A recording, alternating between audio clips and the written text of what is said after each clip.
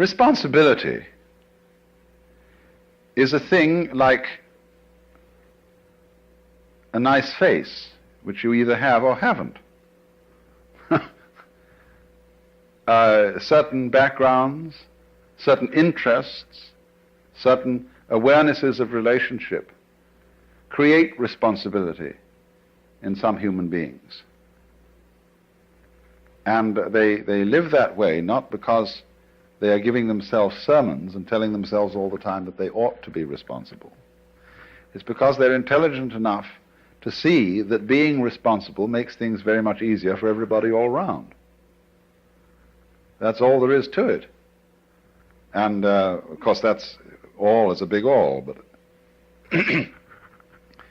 you won't, what I'm saying is, the people who are frightened that other people will abandon responsibility never did have any way of thinking that would guarantee that people would be responsible. There is no such guarantee. If there were, we should be automatons.